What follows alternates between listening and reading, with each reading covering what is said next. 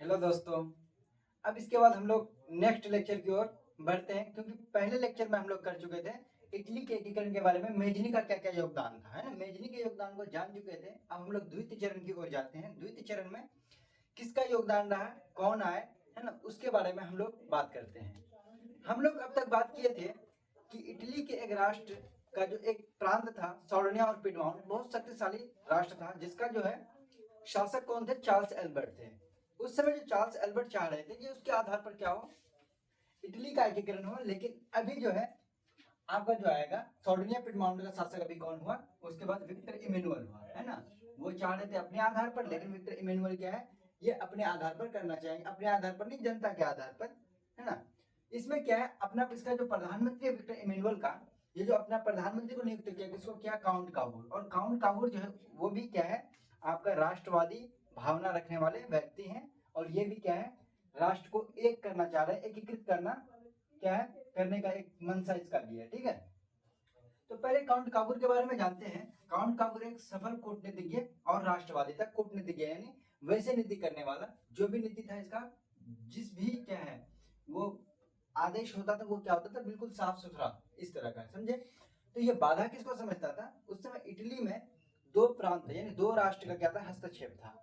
एक Italy Austria का था, दूसरा फ्रांस का था। लेकिन उसमें से ये ऑस्ट्रिया को क्या समझता था, वहां का बाधा समझता था ऑस्ट्रिया को। ऑस्ट्रिया को बाधा समझता था। इसी समय क्या हुआ, 1853 और 54 के बीच ऑस्ट्रिया और फ्रांस के बीच एक युद्ध चल रहा था, जिस युद्ध का नाम क्या है, क्रीमिया का युद्ध, है ना। क्रीमिया का युद्ध के समय इन्होंने क्या किया, ऑस्ट्रिया को हराने के लिए, क्योंकि ऑस्ट्रिया को उसका बाधा समझता था, इस वजह से ऑस्ट्रिया को हराने के लिए उन्होंने क्या किया, फ्रांस के साथ दोस्ती का हाथ मतलब बढ़ाया।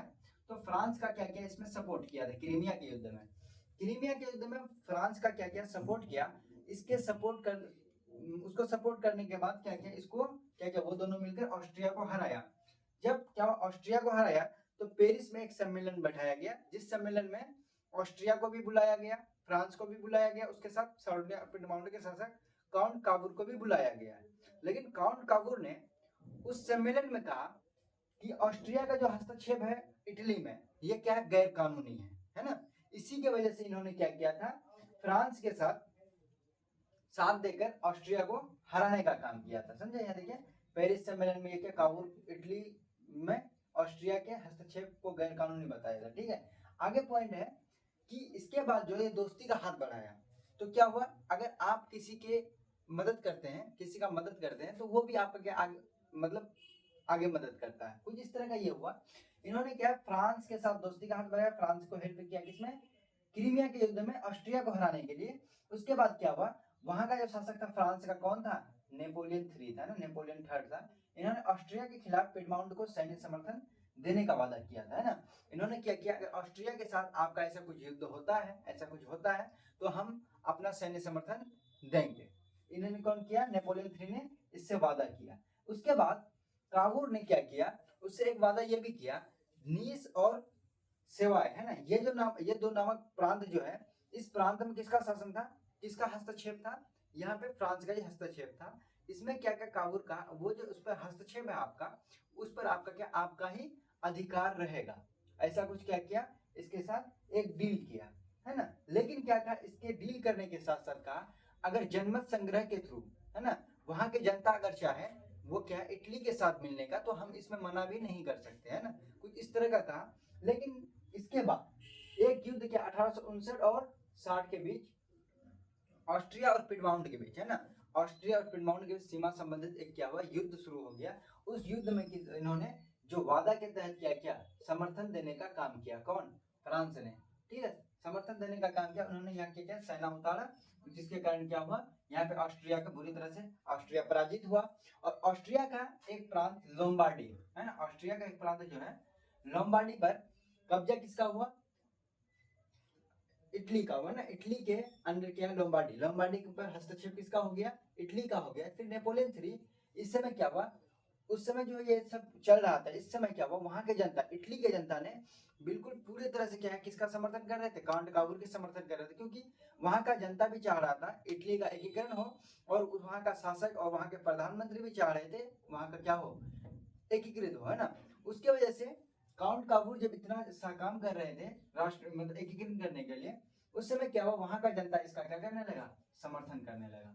ठीक है, और ये समर्थन को देखकर, है ना, नेपोलियन 3 घबरा गए, है ना। घबराने के बाद इन्होंने क्या किया, इन्होंने वेनेशिया पर जो क्या यहाँ पे इटली के साथ जो इटली को सेना दिया था, वेनेशिया यानी आपका वेनेशिया एक प्रांत है ऑस्ट्रिया का, है ना। यहाँ ऑस्ट्रिया का जैसे वेनेशिया में विजय प्राप्त हुआ, उसके बाद ये क्या किया, सेना को वापस ले लिया और वो क्या कर दिया, उसके बाद इसको समर्थन करना बंद कर दिया। किसको, इटली को। इसलिए समर्थन करना बंद कर दिया क्योंकि इसका भी हस्तक्षेप था ऑस्ट्रिया में, है ना, ये ऑस्ट्रिया इटली में, जिसके कारण इसको ये भी डर था शायद ये हमारे साथ भी क्या है, युद्ध का एक पृष्ठभूमि तैयार कर सकता है। उसके बाद 1860 और 61 के बीच, है ना, 60 और 61 में ये जनमत संग्रह के थ्रू क्या किया, पूरे मध्य और, है ना, और उत्तर और मध्य इटली को एकीकरण करने का काम किया। बस एक जो प्रांत है रोम को छोड़कर वो क्या कर लिया, सफलतापूर्वक ये 2 क्षेत्रों को क्या किया, एकीकृत किया।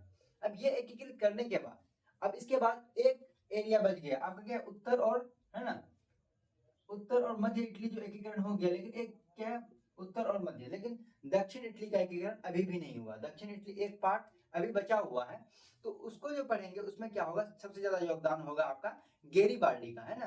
गेरिबाल्डी एक नाविक है, उन्होंने भी क्या करेगा, सैन्य समर्थन अपना क्या एक सेना बनाएगा, जिसका भी उद्देश्य ये होगा कि दक्षिण इटली को क्या करना, इसके उत्तर और, है ना, मध्य इटली में मिलाने का काम करेगा, और तब उसके बाद क्या पूरे इटली का एकीकरण होगा। ठीक है, इटली का एकीकरण का एक ही आपका क्या है पार्ट छूटा हुआ, वो गेरिबाल्डी वाला। लेकिन अगर पूछा जाए किसका किसका योगदान रहा इटली के एकीकरण में, हम लोग मेजनी की बात करें, काउंट काउर की बात करेंगे, और आपका विक्टर इमैनुअल की बात करेंगे, उसके बाद क्या गेरिबाल्डी, है ना। ये 3-4 लोगों की क्या है, बहुत ज्यादा योगदान रहा था। ठीक है, इस तरह के क्वेश्चंस को क्या है आपके एग्जाम में पूछा जाता है। अब मिलते हैं नेक्स्ट वीडियो में, और नेक्स्ट वीडियो में आपका होगा गेरिबाल्डी के बारे में, गेरिबाल्डी का क्या क्या योगदान रहा। उसके बाद आपका क्या इटली का एकीकरण बिल्कुल समाप्त हो जाएगा, हम लोग जर्मनी एकीकरण की ओर बढ़ेंगे। तब तक के लिए बाय, मिलते हैं नेक्स्ट वीडियो में।